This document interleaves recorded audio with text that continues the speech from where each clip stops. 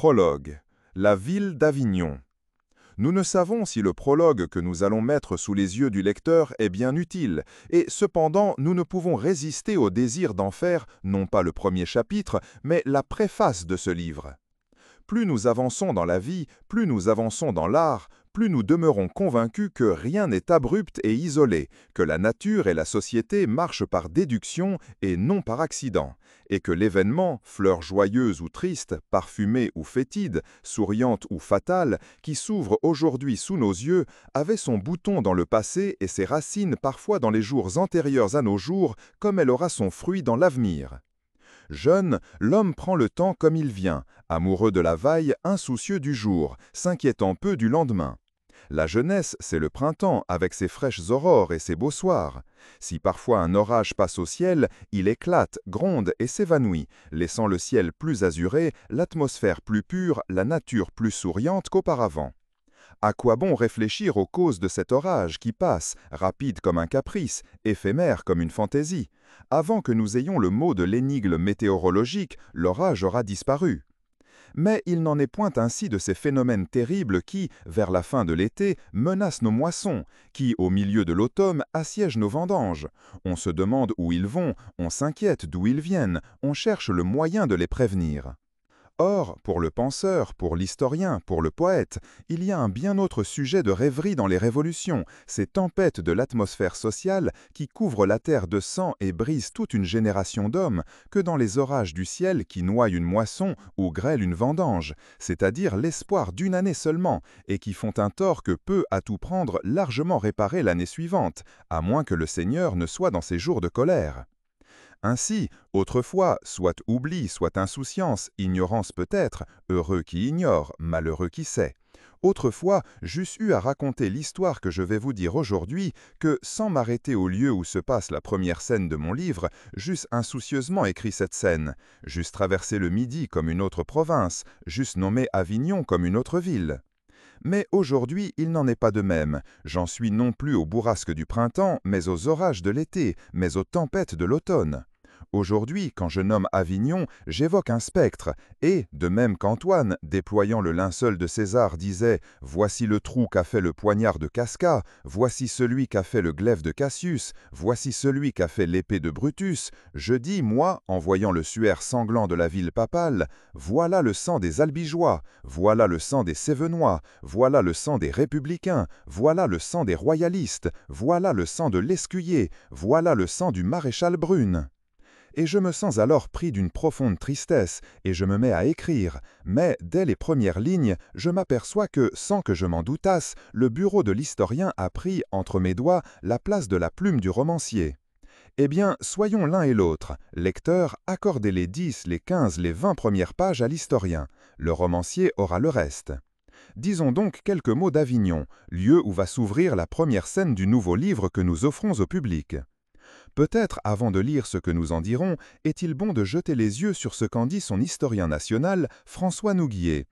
Avignon, dit-il, ville noble pour son antiquité, agréable pour son assiette, superbe pour ses murailles, riante pour la fertilité du sol, charmante pour la douceur de ses habitants, magnifique pour son palais, belle pour ses grandes rues, merveilleuse pour la structure de son pont, riche par son commerce et connue par toute la terre. Que l'ombre de François Nouguier nous pardonne si nous ne voyons pas tout à fait sa ville avec les mêmes yeux que lui. Ceux qui connaissent Avignon diront qui l'a mieux vu de l'historien ou du romancier. Il est juste d'établir avant tout qu'Avignon est une ville à part, c'est-à-dire la ville des passions extrêmes. L'époque des dissensions religieuses qui ont amené pour elle les haines politiques remonte au XIIe siècle. Les vallées du mont Ventoux abritèrent, après sa fuite de Lyon, Pierre de Valdo et ses Vaudois, les ancêtres de ces protestants, qui, sous le nom d'Albigeois, coûtèrent au comte de Toulouse et valurent à la papauté les 7 châteaux que Raymond VI possédait dans le Languedoc. Puissante république gouvernée par des podestats, Avignon refusa de se soumettre au roi de France.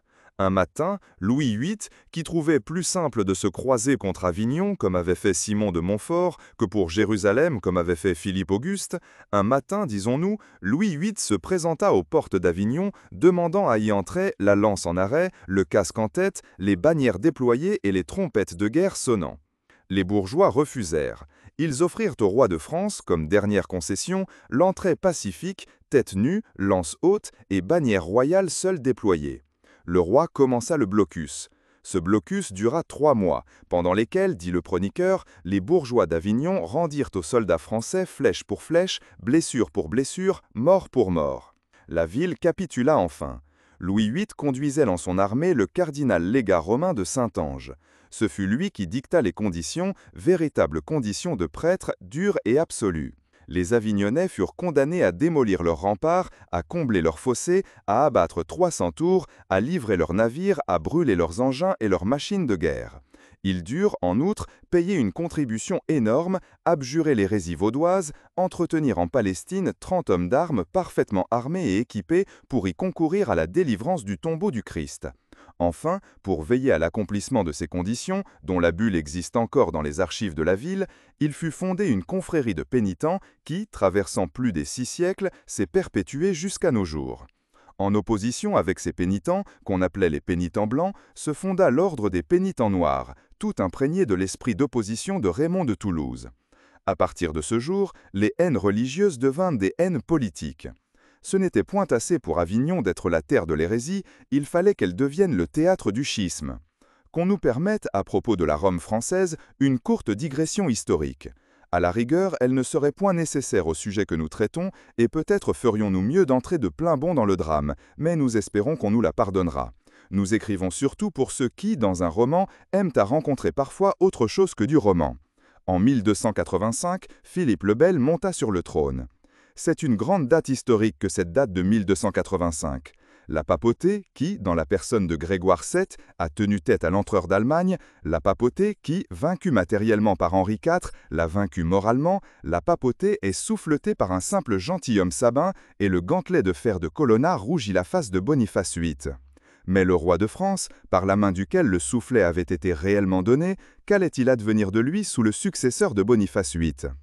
Ce successeur, c'était Benoît XI, homme de Balieu, mais qui eût été un homme de génie peut-être si on lui en eût donné le temps. Trop faible pour heurter en face Philippe le Bel, il trouva un moyen que lui eût envié 200 ans plus tard le fondateur d'un ordre célèbre. Il pardonna hautement, publiquement à Colonna. Pardonner à Colonna, c'était déclarer Colonna coupable. Les coupables seuls ont besoin de pardon. Si Colonna était coupable, le roi de France était au moins son complice. Il y avait quelque danger à soutenir un pareil argument. Aussi Benoît XI ne fut-il pape que 8 mois. Un jour, une femme voilée, qui se donnait pour converse de Sainte Pétronie à Pérouse, vint, comme il se trouvait, à table, lui présenter une corbeille de figues. Un aspic y était-il caché, comme dans celle de Cléopâtre? Le fait est que le lendemain, le Saint-Siège était vacant. Alors Philippe le Bel eut une idée étrange, si étrange qu'elle dut lui paraître d'abord une hallucination. C'était de tirer la papauté de Rome, de l'amener en France, de la mettre en geôle et de lui faire battre monnaie à son profit. Le règne de Philippe le Bel est l'avènement de l'or. L'or, c'était le seul et unique dieu de ce roi qui avait souffleté un pape. Saint Louis avait eu pour ministre un prêtre, le digne abbé Sugère. Philippe le Bel eut pour ministre 2 banquiers, les 2 Florentins, Bissiot et Moussiato. Vous attendez-vous, chers lecteurs, à ce que nous allons tomber dans ce lieu commun philosophique qui consiste à anathématiser l'or. Vous vous tromperiez. Au XIIIe siècle, l'or est un progrès. Jusque-là, on ne connaissait que la terre. L'or, c'était la terre monnayée, la terre mobile, échangeable, transportable, divisible, subtilisée pour ainsi dire. Tant que la terre n'avait pas eu sa représentation dans l'or, l'homme, comme le dieu Terme, cette borne des champs, avait eu les pieds pris dans la terre. Autrefois, la terre emportait l'homme. Aujourd'hui, c'est l'homme qui emporte la terre. Mais l'or, il fallait le tirer d'où il était, et où il était bien autrement enfoui que dans les mines du Chili ou de Mexico. L'or était chez les Juifs et dans les églises. Pour le tirer de cette double mine, il fallait plus qu'un roi, il fallait un pape.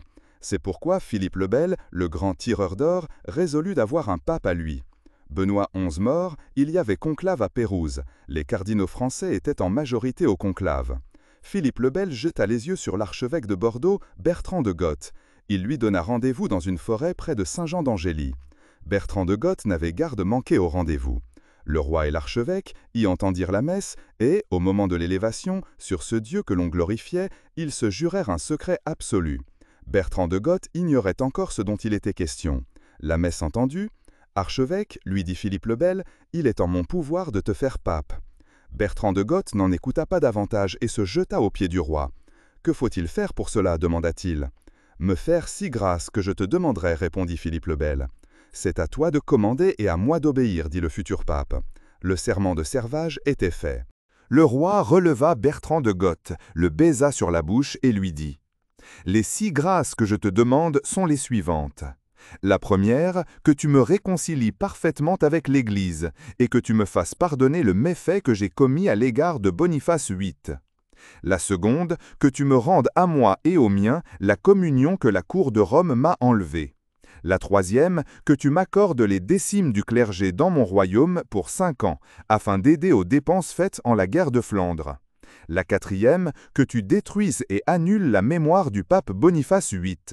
La cinquième, que tu rendes la dignité de cardinal à Messire Jacopo et Pietro de Colonna. Pour la 6e grâce et promesse, je me réserve de t'en parler en temps et lieu. » Bertrand de Goth jura pour les promesses et grâces connues, et pour la promesse et grâce inconnue. Cette dernière, que le roi n'avait osé dire à la suite des autres, c'était la destruction des Templiers. Outre la promesse et le serment fait sur le Corpus Dominici, Bertrand de Goth donna pour otage son frère et 2 de ses neveux. Le roi jura de son côté qu'il le ferait élire pape. Cette scène, se passant dans le carrefour d'une forêt, au milieu des ténèbres, ressemblait bien plus à une évocation entre un magicien et un démon qu'à un engagement pris entre un roi et un pape. Aussi, le couronnement du roi, qui eut lieu quelque temps après à Lyon, et qui commençait la captivité de l'Église, parut-il peu agréable à Dieu. Au moment où le cortège royal passait, un mur chargé de spectateurs s'écroula, blessa le roi et tua le duc de Bretagne. Le pape fut renversé, la tiare roula dans la boue. Bertrand de Goth fut élu pape sous le nom de Clément V. Clément V paya tout ce qu'avait promis Bertrand de Goth. Philippe fut innocenté, la communion fut rendue à lui et aux siens, la pourpre remonta aux épaules des Colonna, l'Église fut obligée de payer les guerres de Flandre et la croisade de Philippe de Valois contre l'Empire grec. La mémoire du pape Boniface VIII fut, sinon détruite et annulée, du moins flétrie. Les murailles du temple furent rasées et les Templiers brûlés sur le terre-plein du Pont-Neuf. Tous ces édits, cela ne s'appelait plus des bulles, du moment où c'était le pouvoir temporel qui dictait, tous ces édits étaient datés d'Avignon. Philippe le Bel fut le plus riche des rois de la monarchie française. Il avait un trésor inépuisable, c'était son pape. Il l'avait acheté, il s'en servait, il le mettait au pressoir, et comme d'un pressoir coule le cidre et le vin, de ce pape écrasé coulait l'or. Le pontificat, souffleté par Colonna dans la personne de Boniface VIII, abdiquait l'empire du monde dans celle de Clément V. Nous avons dit comment le roi du sang et le pape de l'or étaient venus. On sait comment ils s'en allèrent. Jacques de Molay, du haut de son bûcher, les avait ajournés tous deux à 1 an pour comparaître devant Dieu. Dit Aristophane, les moribonds chenus ont l'esprit de la Sibylle. Clément V partit le premier. Il avait vu en songe son palais incendié. À partir de ce moment, dit Baluse, il devint triste et ne dura guère. 7 mois après, ce fut le tour de Philippe. Les uns le font mourir à la chasse, renversé par un sanglier, Dante est du nombre de ceux-là. Celui, dit-il, qui a été vu près de la Seine, falsifiant les monnaies, mourra d'un coup de dent de sanglier. Mais Guillaume de Nangis fait au roi faux menailleur une mort bien autrement providentielle. Miné par une maladie inconnue aux médecins, Philippe s'éteignit, dit-il, au grand étonnement de tout le monde, sans que son pouce ni son urine révélaient ni la cause de la maladie, ni l'imminence du péril. Le roi Désordre, le roi Vacarme, Louis X, dit le Hutin, succède à son père Philippe le Bel, Jean XXII à Clément V. Avignon devint alors bien véritablement une seconde Rome. Jean XXII et Clément VI la sacrèrent reine du luxe. Les mœurs du temps en firent la reine de la débauche et de la mollesse. À la place de ces tours, abattues par Romain de Saint-Ange, Hernandez de Hérédie, grand maître de Saint-Jean de Jérusalem, lui noua autour de la taille une ceinture de muraille. Elle eut des moines dissolus qui transformèrent l'enceinte bénie des couvents en lieu de débauche et de luxure. Elle eut de belles courtisanes qui arrachaient les diamants de la tiare pour s'en faire des bracelets et des colliers. Enfin, elle eut les échos de Vaucluse, qui lui renvoya les molles et mélodieuses chansons de Pétrarque. Cela dura jusqu'à ce que le roi Charles V, qui était un prince sage et religieux, ayant résolu de faire cesser ce scandale, envoya le maréchal de Boucicaut pour chasser d'Avignon l'antipape Benoît XIII. Mais, à la vue des soldats du roi de France, celui-ci se souvint qu'avant d'être pape sous le nom de Benoît XIII, il avait été capitaine sous le nom de Pierre de Luna. Pendant 5 mois, il se défendit, pointant lui-même du haut des murailles du château ses machines de guerre bien autrement meurtrières que ses foudres pontificales.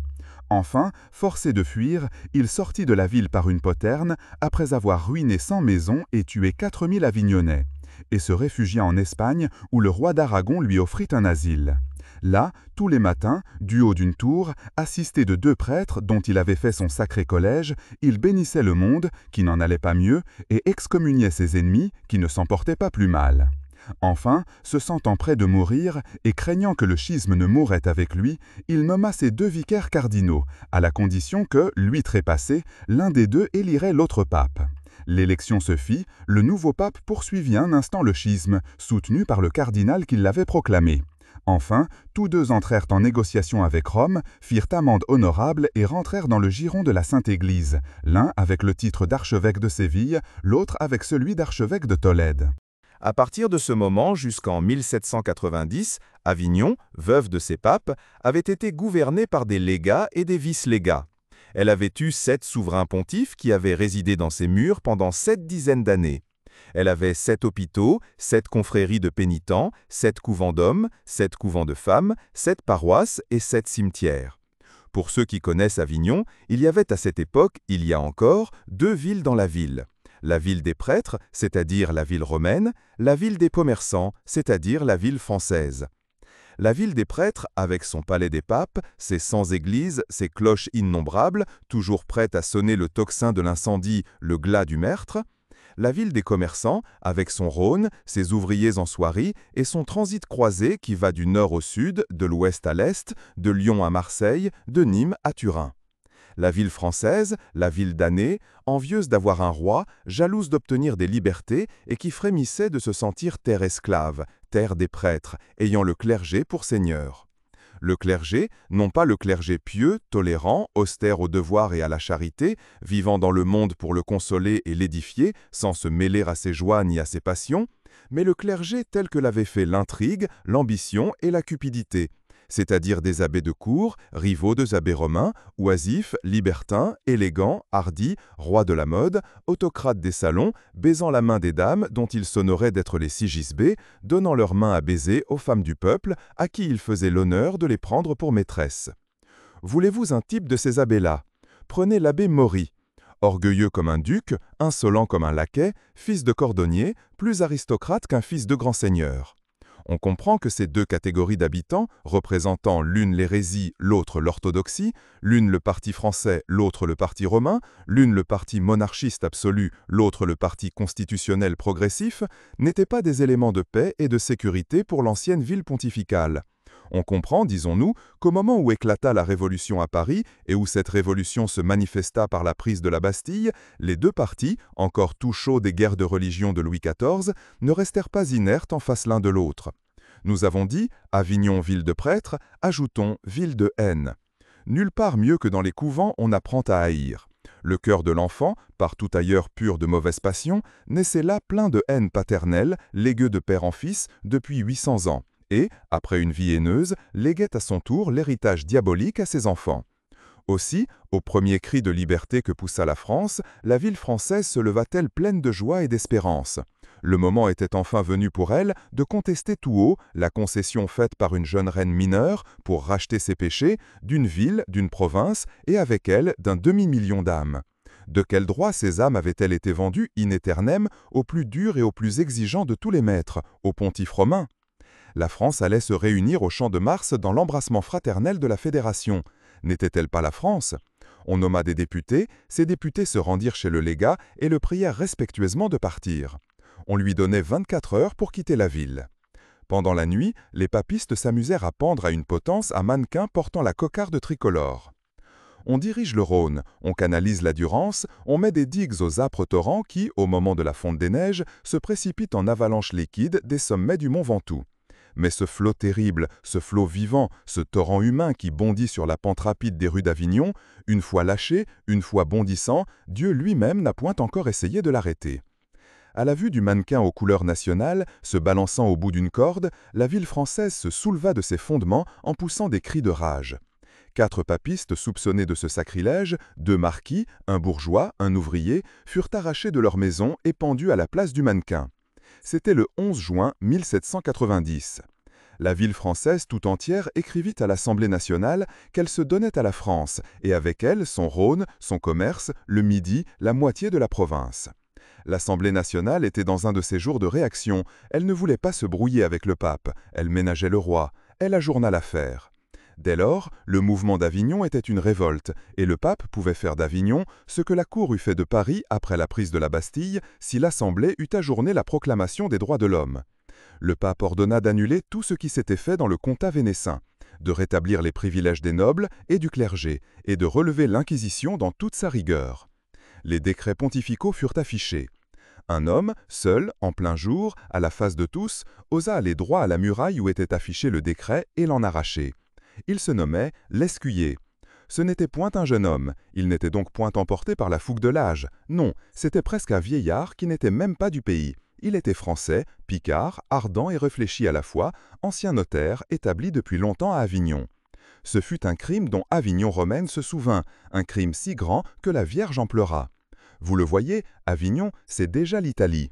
Il lui faut à tout prix des miracles, et, si Dieu n'en fait pas, il se trouve à coup sûr quelqu'un pour en inventer. Encore faut-il que le miracle soit un miracle de la Vierge. La Vierge est tout pour l'Italie, cette terre poétique. La Madonna, tout l'esprit, tout le cœur, toute la langue des Italiens est pleine de ces 2 mots. Ce fut dans l'église des Cordeliers que ce miracle se fit. La foule y accourut. C'était beaucoup que la Vierge pleura, mais un bruit se répandit en même temps qui mit le comble à l'émotion. Un grand coffre bien fermé avait été transporté par la ville. Ce coffre avait excité la curiosité des Avignonnois. Que pouvait-il contenir ?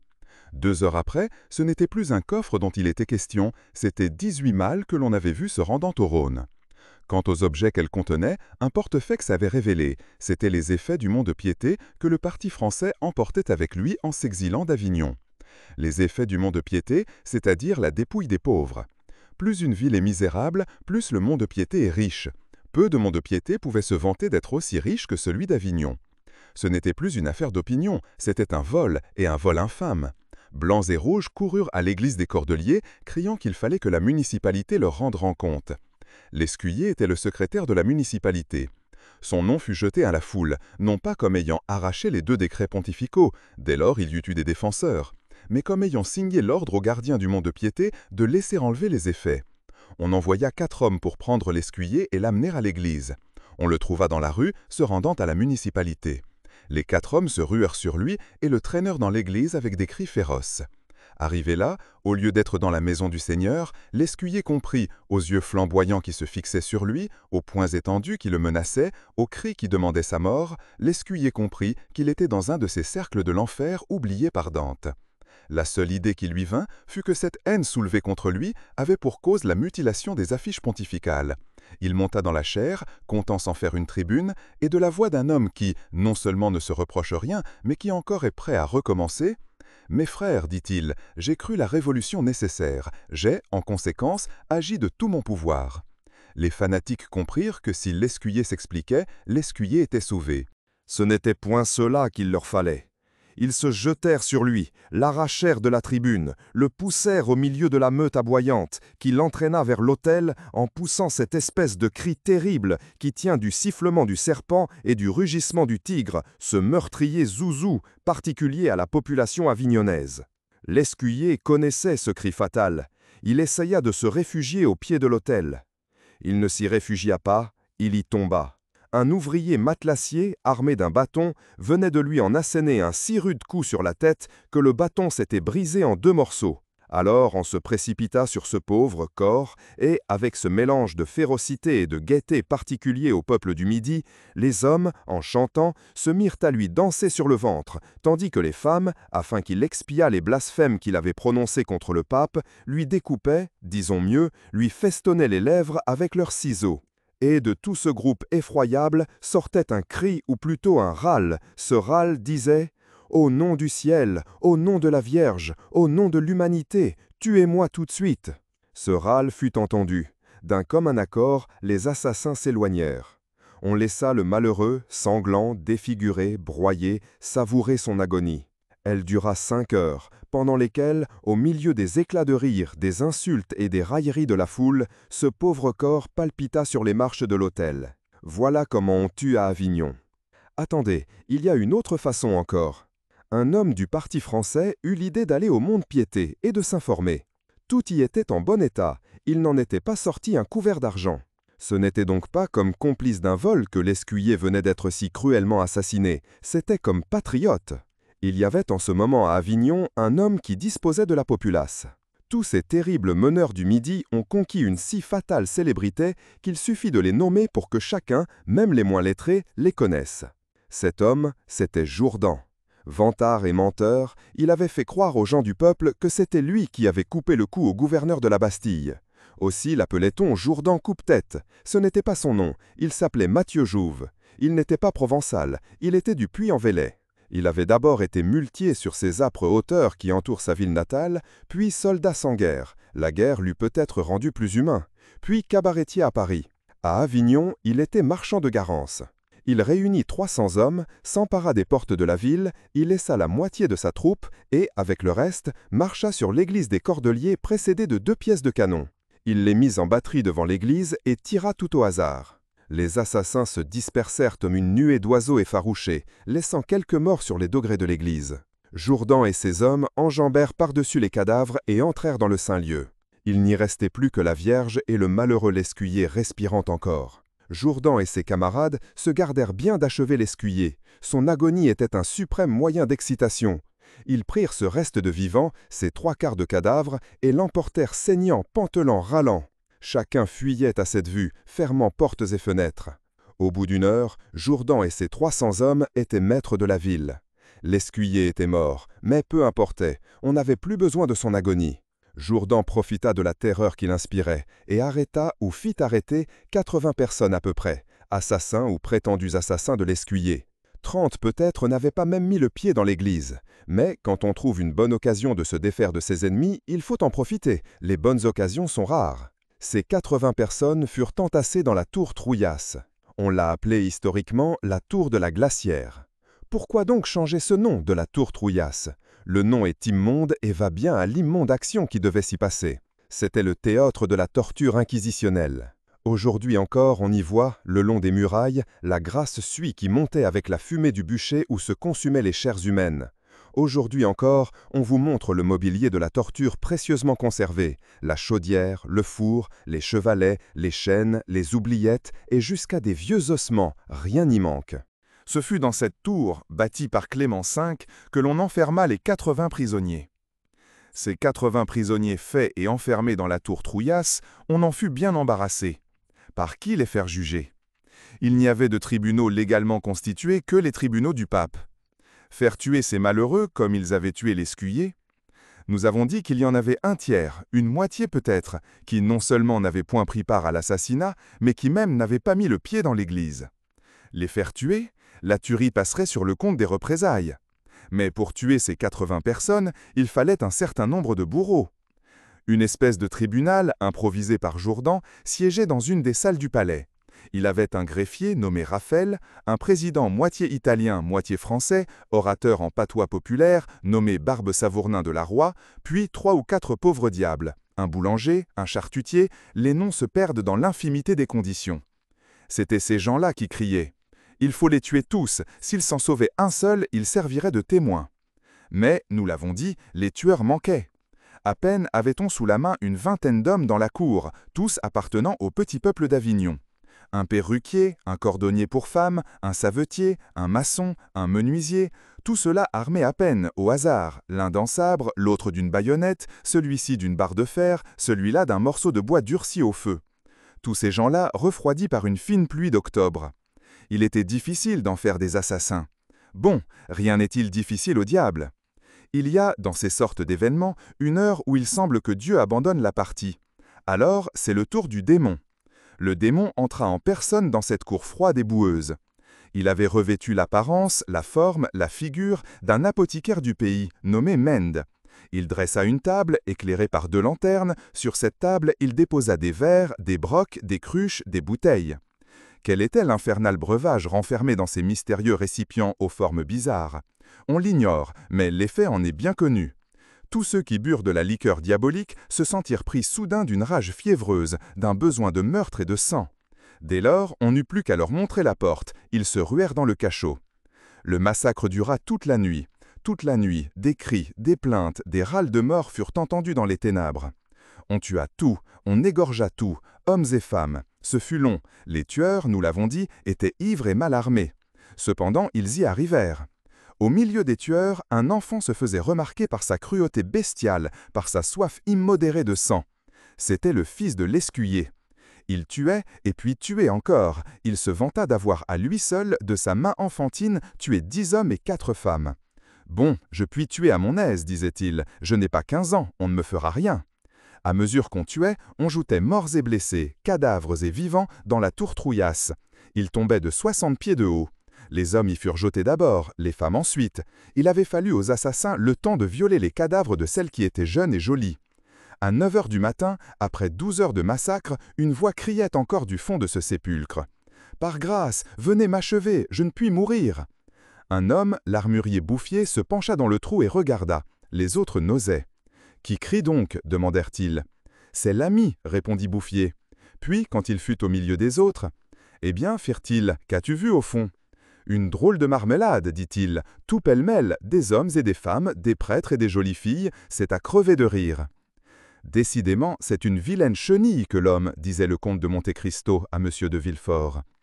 Eh bien, c'est dans la ville encore sanglante, encore chaude, encore émue de ces derniers massacres que nous allons introduire les 2 personnages principaux de notre histoire.